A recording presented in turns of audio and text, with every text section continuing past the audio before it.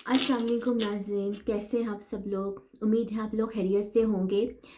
आज जो टॉपिक मैं आपके सामने जो है आपके साथ शेयर करने जा रही हूँ वो थोड़ा सा मुश्किल टॉपिक है।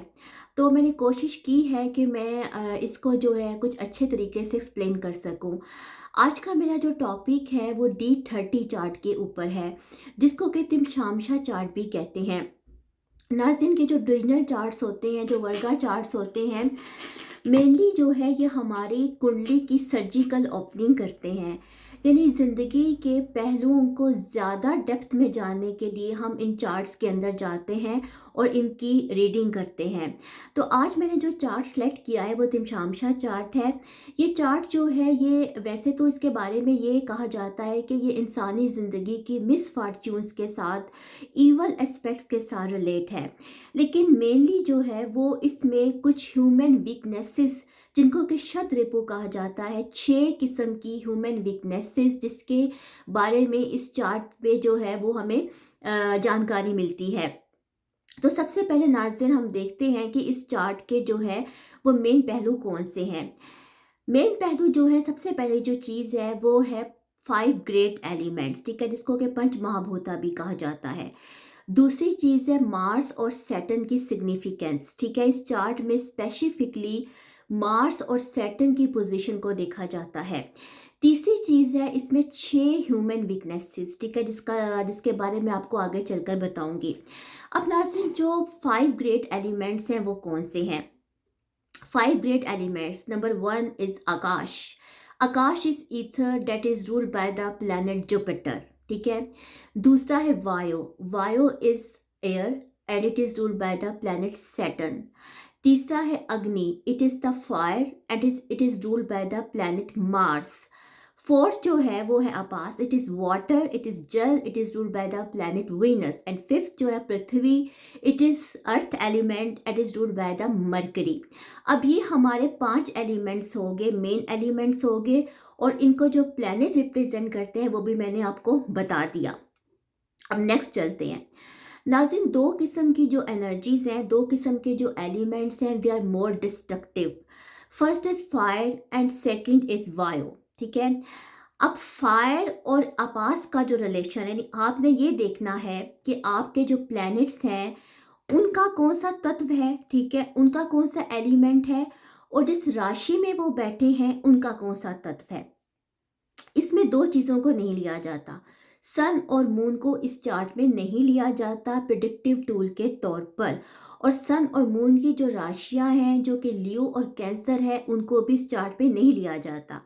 लेकिन सन और मून की पोजीशन को इस सेंस में देखा जाता है जो इंसानी कमजोरियों से रिलेटेड होती हैं, ठीक है, क्योंकि सन और मून जो है यहाँ पर सात्विक प्लैनेट्स के तौर पे काम करते हैं, और उनकी प्लैनेट्स को इस सेंस में देखा जाता है कि इंसान अपनी कमजोरियों पर किस तरह काबू पा सकता है। तो नाज़रीन, सबसे पहले हम देखते हैं इसकी क्लासिफिकेशन के ऊपर। मेनली जो इसकी दो किस्म की क्लासिफिकेशन जो है वो की गई हैं। जो सबसे जो प्रोमिनेंट क्लासिफिकेशन है वो एलिमेंट्स के ऊपर बेस करती है। तो हम ये देखते हैं कि हम साइंस को दो हिस्सों में डिवाइड कर लेते हैं, odd science and even science. अब जो ऑड साइंस हैं, ठीक है, क्योंकि हमने करने हैं 30 डिग्री के हिसाब से चलना है, ठीक है। एक साइन के 30 हिस्से भी हैं, लेकिन वो दूसरी क्लासिफिकेशन है।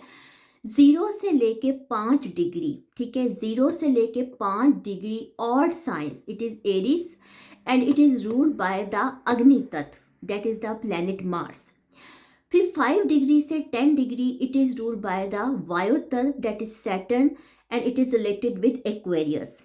थर्ड इज 10 से 18 डिग्री, ठीक है, it is ruled by the आकाश तत्व, that is Jupiter, it is Sagittarius. चौथे नंबर पे जाती है 18 से 25 डिग्री, इस डिग्री में जो है it is ruled by the पृथ्वी तत्व, ठीक है, it is ruled by the Mercury and it is related with the Gemini. अब आता है 25 डिग्री से लेके 30 डिग्री तक के जो ऑड साइंस हैं, लास्ट नंबर है लिब्रा का, ठीक है, and it is ruled by the अपास तत्व, ठीक है, that is planet Venus. Okay नाज़रीन, ये तो हो गए ऑड साइंस। जब हमने इवन साइंस पे जाना है, जैसे कि टॉरस है, ठीक है, तो ये क्लासिफिकेशन रिवर्स में चलेगी, यानी कि ये फिर आपात तत्व से शुरू हो जाएगी, ठीक है। तो इस तरह से हम इसको रिवर्स में ले जाएंगे। ये तो होगी क्लासिफिकेशन। अब नाज़रीन, आपने इस चार्ट पर ये देखना है कि कौन से प्लैनेट्स जो हैं क्या वो अपनी कॉन्फ्लिक्टिंग एनर्जीज में हैं। एक बात याद रखिएगा कि जो मार्स और सैटर्न की जो राशियां हैं, ठीक है, अगर वो आपके लगन में हैं, जैसे कि एरीज है, जैसे कि स्कॉर्पियो है, जैसे कि कैप्रिकॉर्न है, जैसे कि इक्वेरियस है, तो यहाँ पे कुछ कॉम्प्लेक्स इश्यूज हैं, ठीक है। मिसाल के तौर पे अगर कुछ बेनिफिक प्लैनेट्स भी इन राशियों में आ जाते हैं जिनको कि मार्स और सैटर्न रिप्रेजेंट करते हैं, उन्हें अग्नि और वायु तत्व के साथ रिलेटेड हों, तो ऐसी सूरत हाल में जो है ज़िंदगी में प्रॉब्लम्स आती हैं, ज़िंदगी में मुश्किलात आती हैं। अब डिपेंड ये करता है कि वो प्लैनेट्स किन राशियों में, किन हाउसेस में मौजूद हैं, क्योंकि हर हाउस की जो है वो अपनी एक सिग्निफिकेंस है D30 चार्ट में भी। ओके, अब मैं चलती हूँ नाज़रीन उन 6 वीकनेसेस की तरफ, ठीक है, जो कि इस चार्ट में स्पेसिफिकली जिस पर इनका फोकस है, जिस पर इस चार्ट का फोकस है। अब वो 6 वीकनेसेस कौन सी हैं?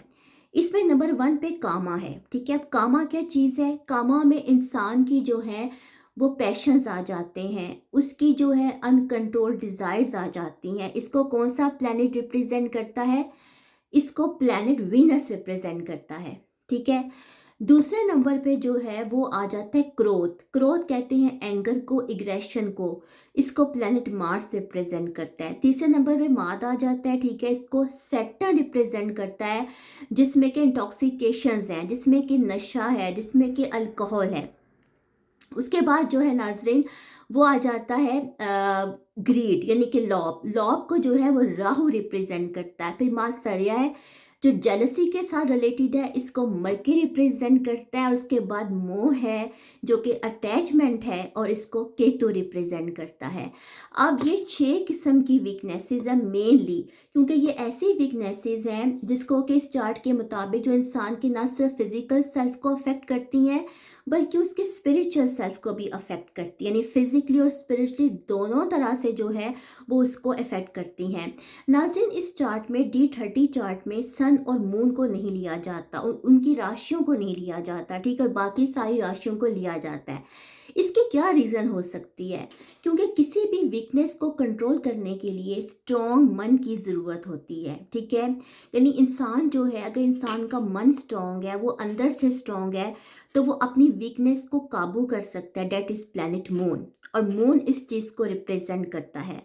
इस चार्ट में मून कहाँ पर मौजूद है, ठीक है, ये बहुत ज़्यादा इम्पॉर्टेंट चीज़ है। इसके बाद जो है सन आता है। सन जो है वो इंसान की सोल है, और किसी वीकनेस को काबू पाने के लिए एक पावरफुल सोल की ज़रूरत होती है।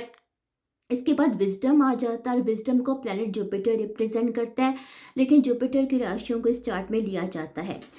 अब नाज़रीन, समटाइम्स ऐसा होता है कि आपने कॉन्फ्लिक्टिंग एनर्जीज को देखना है। मिसाल के तौर पे जो अग्नि और वाटर है, यानी कि अग्नि और आकाश, ये 2 एलिमेंट एक दूसरे के कॉन्फ्लिक्टिंग है।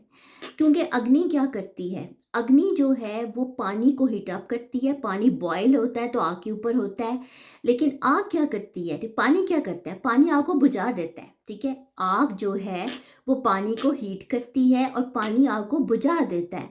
तो ये दोनों कॉन्फ्लिक्टिंग एलिमेंट्स हो गए। अब आपने देखना ये है कि कौन सा प्लैनेट का एलिमेंट कौन सा है, ठीक है, और वो किस राशि में बैठा है, उसका जो रूलिंग प्लैनेट है उसका कौन सा तत्व है, ठीक है। उसके बाद नाज़रीन, सबसे जो खतरनाक एलिमेंट है वो इसमें वायु है, जो जिसको कि सैटर्न रिप्रेजेंट करता है। अब वायु जो है वो अग्नि के लिए भी और वाटर दोनों के लिए ही डेंजरस है, क्योंकि अग्नि को ये ब्लो करता है, ठीक है। जो हवा होती है, जो वायु होती है, वो आग को भड़काती है, ओके।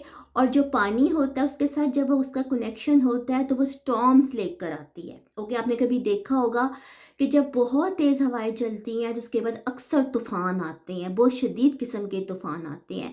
तो वायु तत्व एक ऐसा है जिसको पे काबू पाना बहुत मुश्किल है।